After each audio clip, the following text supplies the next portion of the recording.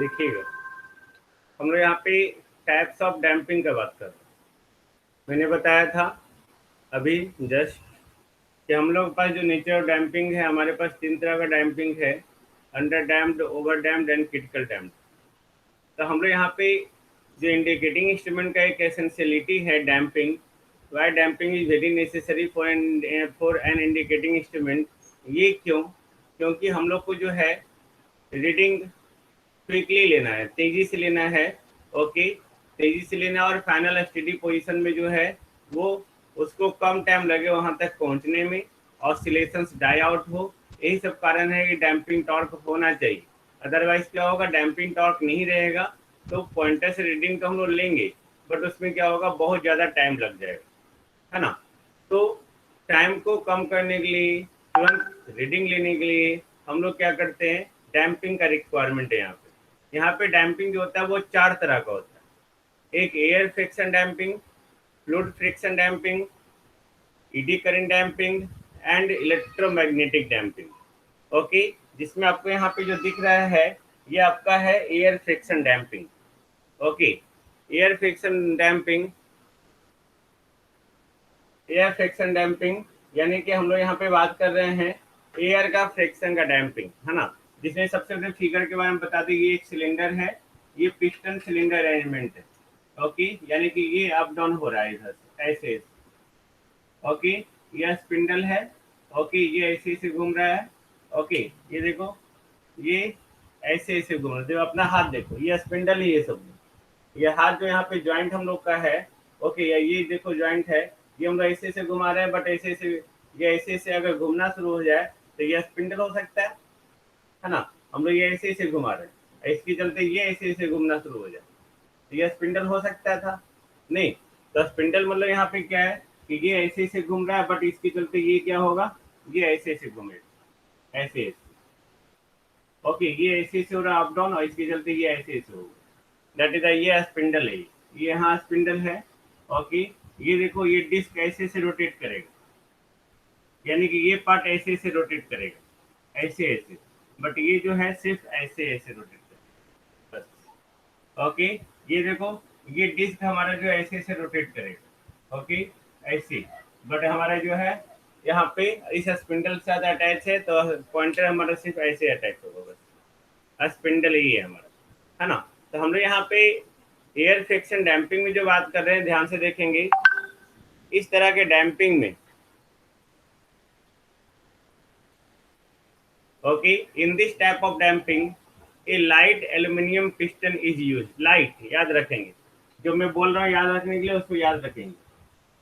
Aluminium light है ना, light aluminium piston is use, यानी कि यहाँ पे जो पिस्टन हम लोग यूटिलाइज कर रहे हैं वो एकदम लाइट है। ओके, एकदम हल्का। ओके, जब ये एकदम हल्का है तो इजी वे में जो है मतलब थोड़ा सा भी अगर फोर्स लगेगा तो वो हिलना शुरू हो जाएगा नहीं।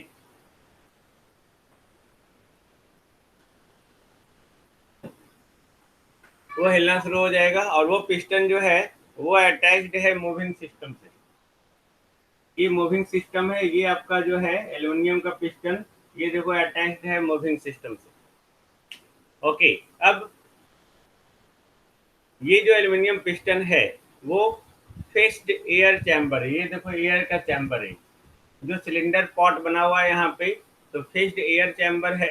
ये जो चैम्बर है आपका इस इन से आपका क्लोज किया हुआ है ना। ये क्लोज है, ये पूरा इधर से क्लोज है, बट इधर से जो है ये ओपन, सो डेट कि ये इधर से ऐसे ऐसे मूव कर सकते। ओके, तो यहाँ पे जो एयर चैम्बर वो यूटिलाइज कर रहे हैं, एक तरफ फिक्स है और दूसरी तरफ से आपका जो है ओपन किया हुआ है। ओके, अब यहाँ पे जो पिस्टन और वाल, ये जो पिस्टन और वाल है, ओके, उसके बीच में जो गैप है, ओके, एयर चैम्बर में, वो थ्रू आउट यूनिफॉर्म है और बहुत स्मॉल है। थ्रू आउट यूनिफॉर्म करने का मतलब ये क्या है कि ये अगर यहाँ पे भी आ गया, ओके, ये पिस्टन घूम के, ये पिस्टन घूम के यहाँ पे भी आ गया, तो ये दोनों जो स्पेस है यहाँ पे, ये स्पेस जो यहाँ पे था वही स्पेस है। ओके, और थ्रू आउट यहाँ से यहाँ तक जो आपका है वो थ्रू आउट यूनिफॉर्म है और वो बहुत स्मॉल है, बहुत कम, बहुत बहुत कम, यानी कि ज़्यादा एयर उधर से पास ना हो, बस मूवमेंट करने के लिए जो है, अप डाउन करने के लिए जो आगे पीछे होने के लिए वहाँ पे थोड़ा सा गैप दिए हुए। I think it is clear. नहीं, ओके नाउ, ये जो होल अरेंजमेंट है, ये जो होल स्ट्रक्चर है, इसमें हम लोग क्या कर रहे हैं, ओके, एक सर्कुलर और रेक्टेंगल कोई भी चैम्बर, ये हमारा जो चैम्बर है जनरली ये इस तरह का है, या तो सर्कुलर चैम्बर लेंगे या तो हम लोग रेक्टेंगुलर चैम्बर लेंगे। अगर रेक्टेंगुलर चैम्बर रहेंगे तो पिस्टन इस तरह का रहेगा, अगर सर्कुलर चैम्बर रहेगा तो उसमें जो पिस्टन है डिस्क की तरह रहेगा, है ना, डिस्क की तरह आएगा, डिस्क की तरह जाएगा, डिस्क की तरह आएगा, है ना। तो यहाँ पे ये जो हमारा चैम्बर है ये सर्कुलर भी हो सकता है, रेक्टेंगुलर भी हो सकता है, ओके, सो डैट वहाँ पे हम लोग यूनिफॉर्म गैप पिस्टन और एयर चैम्बर वाल के बीच में लोग दे सके। मैंने क्या बोला कि अगर ये सर्कुलर रहा इस तरह से तो पिस्टन का शेप भी जो रहेगा वो इस तरह का रहेगा, है ना। अगर वो रेक्टेंगुलर रहा इस तरह से तो पिस्टन भी जो है ये रेक्टेंगुलर होगा, ओके। बस ये इससे अटैच है, ये ऐसे ऐसे ऐसे ऐसे, और ये भी अटैच है ऐसे ऐसे, सो डैट हम लोग थ्रू आउट जो है गैप जो है वो यूनिफॉर्म कर सके और वहाँ पे स्मॉल हो सके, वेरी स्मॉल, ओके नाउ। अब यहाँ पे हम लोग जो बात कर रहे हैं, जब कभी ऑसिलेशन होगा, ऑसिलेशंस ड्यू टू इनर्शिया, जो मैंने डैम्पिंग के बारे में बात किया था, व्हेन देयर आर ऑसिलेशन, तो पिस्टन क्या होगा, move rapidly into the chamber. तो जब अगर ऑसिलेशन हुआ तो ये अगर ये पॉइंटर मूव करेगा ऐसे ऐसे, ओके, इस पोजीशन पे आने के बाद अगर ये मूव करेगा, ओके, तो ये पिस्टन भी आगे पीछे मूव करेगा, नहीं, ये साथ साथ मूव करेगा। कहने का सेंस ये है, when there are oscillations the piston moves rapidly into the chamber. अब सोचो, ये अगर इधर जा रहा है, ये इधर गया तो ये कहाँ आएगा, इधर, नहीं, ये अगर इधर गया तो ये इधर, अगर ये इधर जा रहा है तो ये कहाँ जाएगा, अंदर, है ना। ये ऐसे गया, ये ऐसे गया तो ये ऊपर उठेगा, ओके। ये अगर ऐसे गया तो ये नीचे आएगा, नीचे ये ऐसे गया तो ये ऐसे आएगा, ओके। और हम लोग बोल रहे हैं कि जैसे ही जो है, जैसे ही जो है हम यहाँ पे बात कर रहे हैं कि जब कभी ऑसिलेशन हो रहा है तो पिस्टन जो है चैम्बर के अंदर तेजी से मूव करेगा या चैम्बर से तेजी से बाहर निकलेगा। तो इसके अंदर जो एयर है, क्या उस वो एयर जो है इसको इजी वे में बाहर आने देगा, नहीं, यानी कि बाहर का जो एटमॉस्फेरिक प्रेशर है, ओके, वो प्रेशर इस पे लगाएगा। ये नीचे आ रहा है किसके कारण, ये नीचे आ रहा है क्योंकि ये पॉइंटर इधर मूव किया तो ये सस्पेंडल से अटैच होने के कारण ये नीचे आ रहा है ना, ये नीचे आ रहा है। बट यहाँ का जो एयर है, ओके, यहाँ का जो एयर है ये एयर इस पे क्या करेगा, उल्टा डायरेक्शन में फोर्स लगाएगा। कब, जब पिस्टन नीचे आना शुरू होगा तब तो उल्टा डायरेक्शन में फोर्स लगाएगा, तो पिस्टन को जो है थ्रू आउट यूनिफॉर्म वेलोसिटी से, ओके, नीचे आने में उसको जो है रोकेगा, ओके। कहने का मतलब क्या है, यहाँ पे जो चैम्बर के अंदर एयर है, ओके, तो वो कंप्रेस होगा।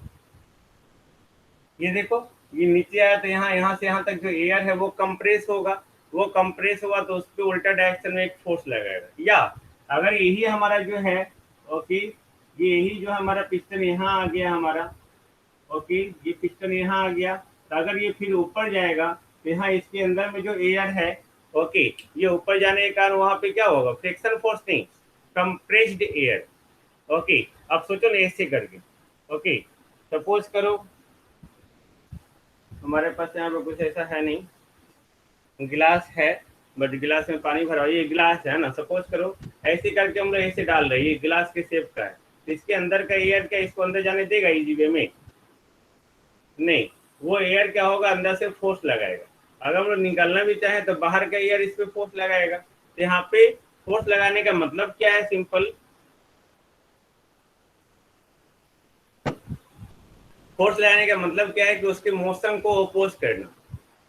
जो पॉइंटर ऐसे ऐसे मूव कर रहा था, ओके, उसके मोशन को अगर ये इधर जा रहा है, इधर जा रहा है, तो पिस्टन इधर आएगा, जब इधर आएगा तो इसको उल्टा डायरेक्शन में एक फोर्स लगाएगा, इसको इधर आने से रोकेगा तो उसका वेलोसिटी वो क्या करेगा, कम करेगा। बुयांसी फोर्स यहाँ है, यहाँ भी बोल सकते हैं एयर में भी, है ना।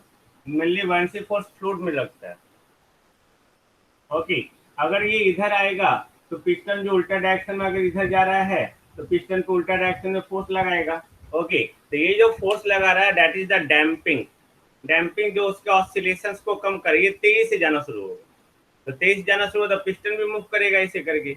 जब पिस्टन ऐसे करके मूव करे तो पिस्टन पे उल्टा डायरेक्शन में फोर्स लग रहा है, अलग फोर्स, है ना। वो क्या करेगा, ओके, उसको जो है यूनिफॉर्म मोशन से अंदर या बाहर आने देगा। तो हम लोग बोल रहे हैं कि व्हेन देयर आर ऑसिलेशन, जब कभी ऑसिलेशन हो रहा है तो piston moves rapidly into the chamber.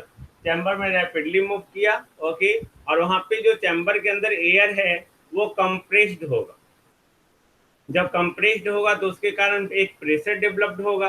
वो प्रेशर क्या होगा, मोशन के अपोजिट डायरेक्शन में अपोज करेगा, ओके, पिस्टन को, यानी कि पिस्टन और मूविंग सिस्टम को अपोज करेगा। ओके, अब सोचो, when the piston moves out of the air chamber, अब ये जो है पिस्टन बाहर आ रहा है। ओके, जब बाहर आ रहा है तो प्रेशर जो है इनक्लोज इनसाइड, जो अब ये बाहर आ रहा है ना, तो बाहर आ रहा है तो अंदर का जो प्रेशर मान लेते हैं P1 है और ये बाहर का प्रेशर P2 है, तो ये बाहर का प्रेशर वो कंप्रेस हो जाएगा, P2 ग्रेटर देन P1 होगा। तो ये क्या होगा, वो उसको अंदर की ओर एक फोर्स लगाएगा। जब अंदर की ओर एक फोर्स लगाएगा, है ना, तो वहां पे उसके कॉरेस्पॉन्डिंग वहां पे भी अगेन जो है ऑपोजिट मोशन के ऑपोजिट में एक फोर्स लगाएगा। इस तरह से एयर फ्रिक्शन डैम्पिंग, देखो एयर फ्रिक्शन डैम्पिंग यानी कि एयर का फ्रिक्शन हम लोग बात कर रहे हैं। एयर का फ्रिक्शन यानी कि एयर जब कंप्रेस हो रहा है इसे दबने के कारण, तो वे एक फोर्स लगा रहा है दिस डायरेक्शन में। अगर पिस्टन अंदर जा रहा है तब यहाँ कंप्रेस हुआ, तब उल्टा डायरेक्शन में फोर्स लगेगा। अगर बाहर आ रहा है तब ये कंप्रेस हो रहा है, तब उल्टा डायरेक्शन में फोर्स लगा रहा है। ओके, कब, जब ये ऑसिलेट कर रहा है तो इस तरह से इसके ऑसिलेशन को हम लोग कंट्रोल कर सकते हैं, आई थिंक। ओके, इसके ऑसिलेशन को कंट्रोल कर सकते हैं। This is the air friction damping. Okay, air friction damping जो है सबसे सस्ता और सबसे सिंपल है। ओके, सबसे सिंपल मेथड ऑफ डैम्पिंग है और इसको हम लोग वहां पे यूज करते हैं जहां पे, याद रखेंगे ऑब्जेक्टिव में हमेशा पूछता है, इसको हम लोग वहां पे यूज करेंगे जहां पे जो मैग्नेटिक फील्ड बहुत कमजोर हो, वेरी वीक। ओके, बहुत कमजोर हो, वहां पे हम लोग इस्तेमाल करते हैं। आगे देखेंगे एयर फ्रिक्शन डैम्पिंग बहुत बार आएगा, स्प्रिंग कंट्रोल मैकेनिज्म बहुत बार आएगा, पूरे इंस्ट्रूमेंट में ही आएगा, सो डोंट वरी। अब वैसे इंस्ट्रूमेंट को अगर याद करेंगे कहाँ कहाँ हम लोग एयर फ्रिक्शन डैम्पिंग इस्तेमाल कर सकते हैं। ओके, तो मूविंग आयरन इंस्ट्रूमेंट है जो आपको याद रखना होगा, ऑब्जेक्टिव में आएगा।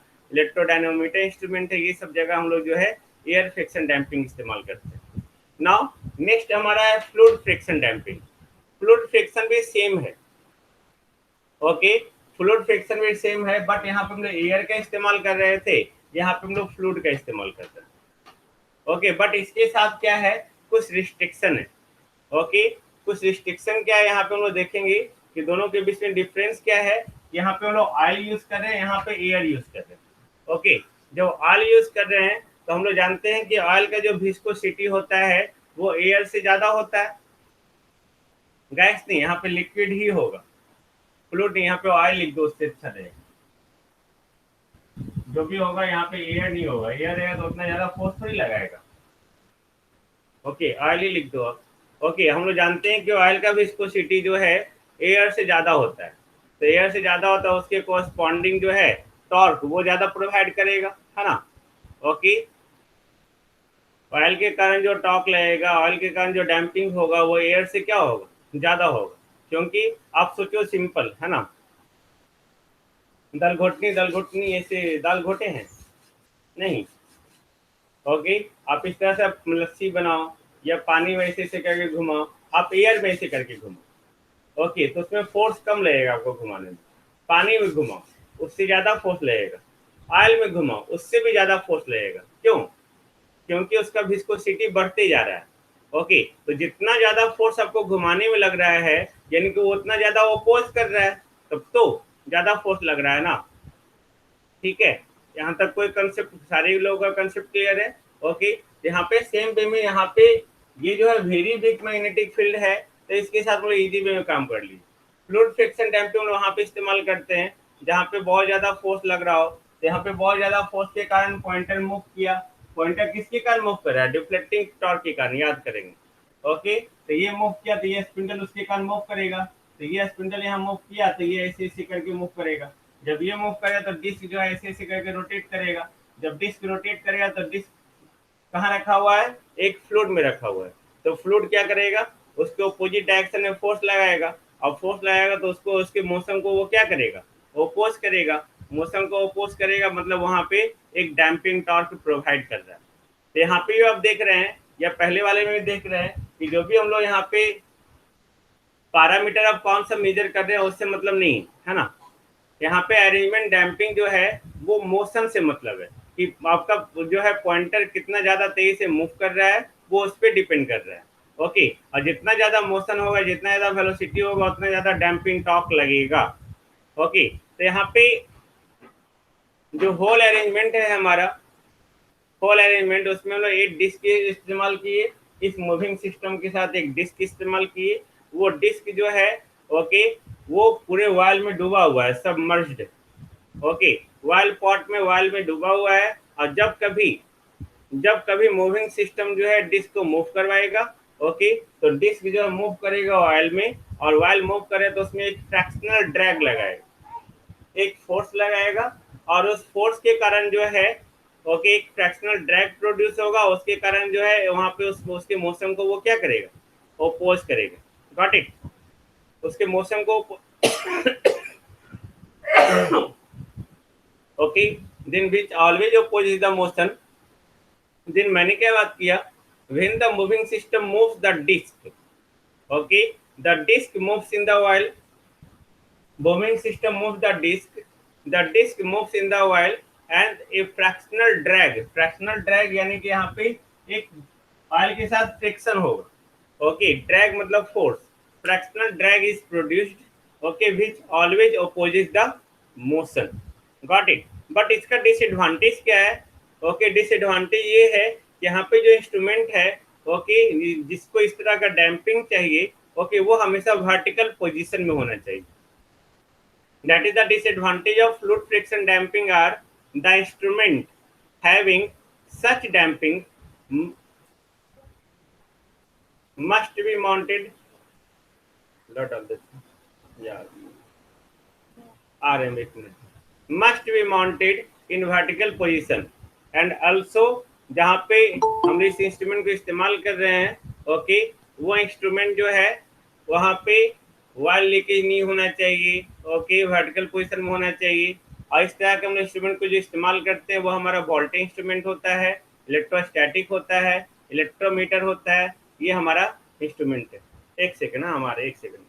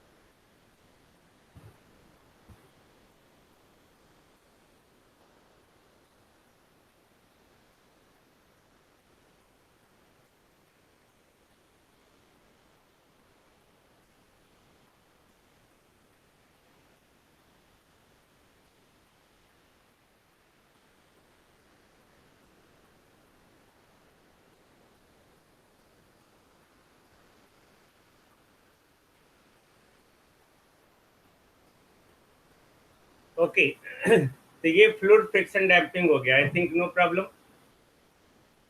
नहीं ना, नाउ हम लोग ईडी करेंट डैम्पिंग के बारे में बात कर रहे हैं। ओके, ये आपका खत्म हो गया कहानी इसका।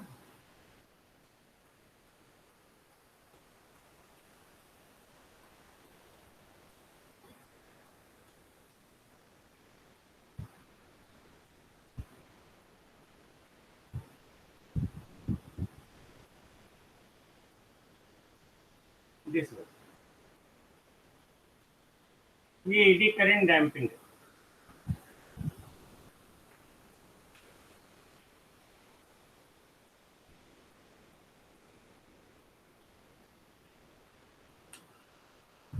एडी करंट डैम्पिंग को हम लोग वहां पे यूटिलाइज करते हैं जहां पे स्ट्रॉन्ग परमानेंट मैग्नेट यूज किया जाता है। परमानेंट मैग्नेट जैसे ही आया यानी कि वहां पे स्ट्रॉन्ग मैग्नेटिक फील्ड होगा। All of you know? नहीं? ओके। ईडी करंट आप पढ़ेंगे आगे। ईडी करंट आप जानते हैं। Wait. Okay. Eddy current damping, just remember, eddy current damping is used where a strong permanent magnet is used, okay, and a light aluminum disc is used in the instrument। देखो ये light aluminium disc है और ये एक permanent magnet है। तो permanent magnet है तो इसके द्वारा अपना north pole and south pole होगा। नहीं, ये नॉर्थ पोल और ये साउथ पोल है और ये एल्यूमिनियम डिस्क है। ओके, ये एल्यूमिनियम डिस्क है। इन दैट केस जो है ये परमानेंट मैग्नेट ये प्रोड्यूस करेगा मैग्नेटिक फील्ड को, that is the strong magnetic field. Okay, अब ये डिस्क जब रोटेट करेगा ओके इस मैग्नेटिक फील्ड में तो वहां पे एक ईडी करंट प्रोड्यूस होता है। Hence it is called ED current damping. ये हम लोग आगे पढ़ेंगे, आगे बात करेंगे इस पे डिटेल। ईडी करंट होता क्या है, that is very important. Okay, आप बस इतना भी याद रखो ओके कि कहीं भी अगर एक मेटल में और एक मैग्नेटिक फील्ड के बीच में रिलेटिव मोशन होगा तो वहां पे एक ईएमएफ इंड्यूस होगा due to Faraday law of electromagnetic induction. Okay, तो इस मटेरियल में ईएमएफ इंड्यूस होता है। ओके, और ये जब ईएमएफ इंड्यूस होता है तो वहां पे जैसे वोल्टेज इंड्यूस हुआ तो वहां पे एक करंट फ्लो करता है। उसी करंट को हम लोग कहते हैं ईडी करंट। नहीं, ईडी करंट ओरिजिनल करंट को अपोज नहीं करता, उससे कोई मतलब नहीं। ओरिजिनल करंट वायर में फ्लो करता है, ये एक मटेरियल में फ्लो करता है। ओके, तो यहाँ पे जहाँ पे स्ट्रॉन्ग मैग्नेट है हम बताएंगे eddy current, don't worry. Okay, जहाँ पे ईडी करंट डैम्पिंग है वो दैट इज मोर कन्वीनियंट। यहाँ पे आपको पूरा पूरा अरेंजमेंट दिख रहा है। ओके, एक परमानेंट मैग्नेट है, मैंने पहले ही बोला। ओके, यहाँ पे एक परमानेंट मैग्नेट है that induces an EMF in the aluminium disc. Okay, ये रूल ही है, याद रखेंगे। कहीं भी अगर एक मेटल और यहाँ पे देखो ये मैग्नेटिक फील्ड, ये मैग्नेटिक फील्ड पास होगा इसके थ्रू नॉर्थ से south, I think. Okay, okay, तो अगर कहीं भी मैग्नेटिक फील्ड और एक कंडक्टर, एल्यूमिनियम हमारा कंडक्टर है, दोनों के बीच में अगर रिलेटिव मोशन होगा ओके तो जो कंडक्टर है उस कंडक्टर में एक ईएमएफ इंड्यूस होगा, वोल्टेज इंड्यूस होगा। ओके, तो इसमें एक वोल्टेज आ जाएगा एल्यूमिनियम में और वहां पे वोल्टेज आने के कारण वहां पे एक ईडी करंट सर्कुलेट होगा।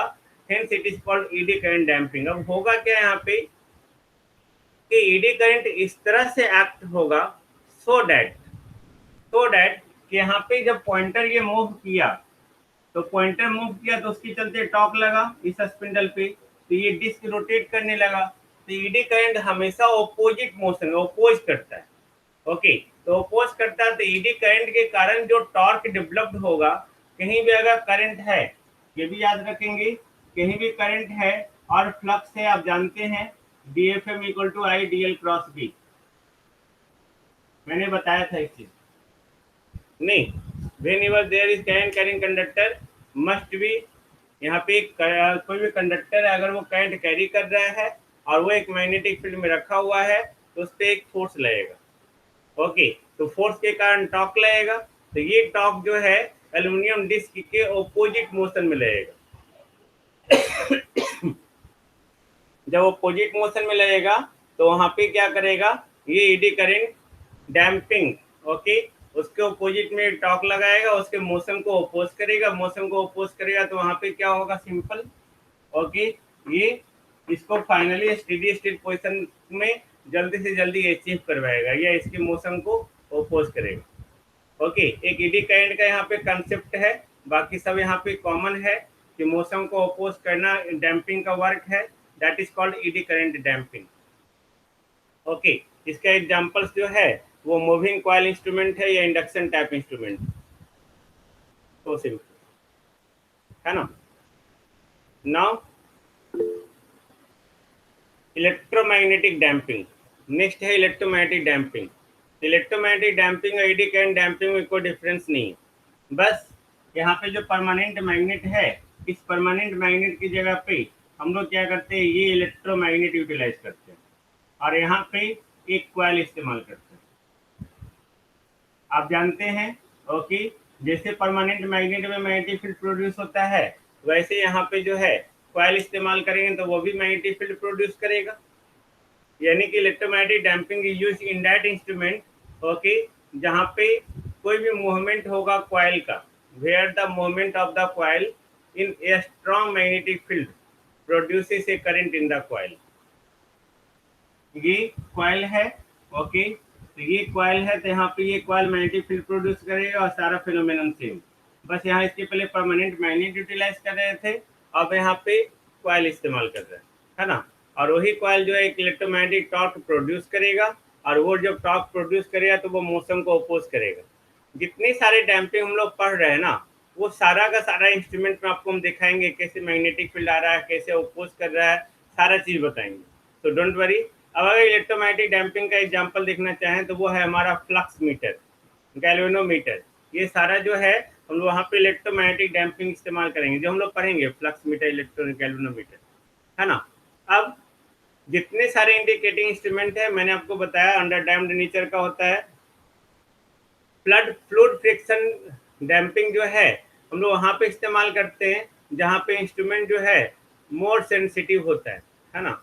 More sensitive, sorry less sensitive होता है, लेस सेंसिटिव होता है क्योंकि अब वो फ्लूइड है, वो हमेशा वर्टिकल पोजीशन में ही रहना है ना। तो वर्टिकल पोजीशन पे रहना है, तो वहाँ पे अगर लेस सेंसिटिव होगा ओके, यानी कि ज़्यादा सेंसिटिव नहीं होना चाहिए। अगर ज़्यादा सेंसिटिव होगा तो हम लोग वहाँ पे फ्लूइड फ्रिक्शन इस्तेमाल नहीं कर पाएंगे। ज़्यादा सेंसिटिव मतलब करने का मतलब क्या हुआ, सेंसिटिविटी, वहाँ पे कुछ भी अगर चेंजेस हुआ, टेम्परेचर में चेंजेस हुआ या कुछ भी आपका इंस्ट्रूमेंट में आपका चेंजेस हुआ, तो अब हम लोग वहाँ पे फ्लूइड फ्रिक्शन डैम्पिंग का इस्तेमाल नहीं कर पाएंगे okay. Then these are the dampings. आगे हम लोग नेक्स्ट क्लास में पढ़ेंगे क्लासिफिकेशन ऑफ इंस्ट्रूमेंट, जिसमें जो है हम लोग डिटेल से बात करेंगे सारे इंस्ट्रूमेंट के बारे में, जहाँ पे हीटिंग इफेक्ट वगैरह हम लोग कैसे इस्तेमाल करते हैं, टॉर्क वेट रेशियो जो बेसिक है, उसके बाद अमीटर वोल्ट